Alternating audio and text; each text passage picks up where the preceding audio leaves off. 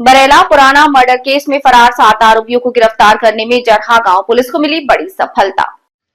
मुंगेली ग्राम Barela Punjab national bank परिसर में घटना 26 दिसंबर 2025 को दोपहर को जमीन विवाद की बात को लेकर आरोपियों द्वारा हत्या करने की नीयत से अपहरण कर कही और ले जाकर मृतक के साथ मारपीट की गई, जिससे चोट के कारण उसकी मृत्यु हो गई।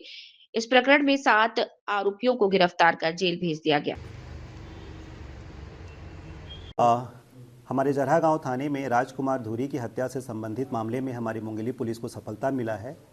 आरोपियों को पकड़ने के बाद में सीसीटीवी फुटेज एवं टेक्निकल इंट को अध्ययन करने के बाद में हम लोगों को पूरा घटनाक्रम में ये पता चला है कि ये पूरा हत्याकांड के पीछे में राजकुमार धूरी की पैतृक जमीन को प्रदीप साहू के द्वारा, उसके परिवार के द्वारा ज़बरदस्ती खरीदने और उस पर कब्जा करने की नीयत इसका मुख्य इस घटना के पीछे की वजह रहा।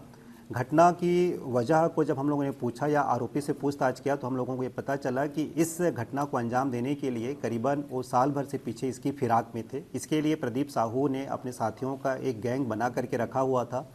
घटना के दिन में राजकुमार धूरी बैंक में आया था अपने अकाउंट संबंधी कार्य को करने के लिए, तो वहाँ पर प्रदीप साहू ने देखा कि वह एक ही जने हैं। तो प्रदीप साहू ने अपने साथी मनीष और अन्य सभी साथियों को बुलाया और बुलाने के बाद में वह यहाँ से स्कूटी के माध्यम से यहाँ पर वो लोग नांदघाट की तरफ भागे। फिर उसके बाद उन लोगों ने अपने रिश्तेदार की कार बदली वहाँ पर और वहाँ से यह आगे भाटापारा होते हुए पूरे घूमते घूमते फिर से ये रायपुर गए और रायपुर से घूमते घूमते फिर बिलासपुर, कोटा आसपास के क्षेत्र में ये छिपे हुए थे।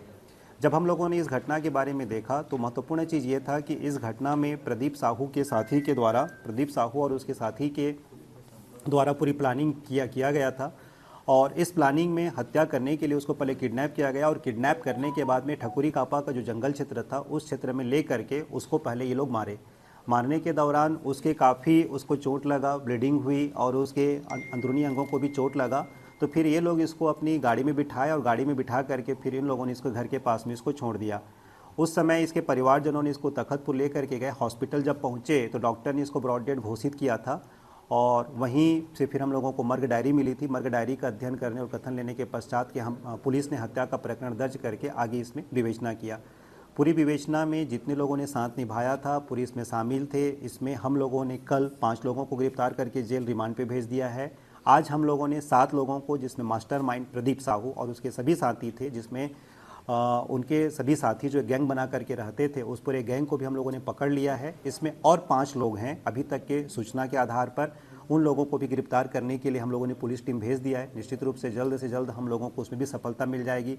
साथ ही साथ इस केस में जिन लोगों ने कातिलों का सहायता किया उन लोगों को भी हम लोगों ने, उन लोगों के खिलाफ भी सबूत इकट्ठा किए हैं और उसको भी हम लोगों ने शामिल किया है। जो जो इस केस में शामिल रहेगा आगे पता चलते जाएगा, उसको भी हम लोग इसमें आरोपी बना करके जेल भेजते जाएंगे। इस प्रकार इस हत्या के मामले में मास्टरमाइंड से लेकर के कातिलों की सहायता करने तक के इंड टू इंड जो कार्रवाई होती है उस पर पुलिस ने किया है। यह केस 26 तारीख की था, बहुत ही क्रिटिकल था क्योंकि बरेला हमारा नेशनल हाईवे में पड़ने वाला एक क्षेत्र है और वह बहुत ही सेंसिटिव क्षेत्र है।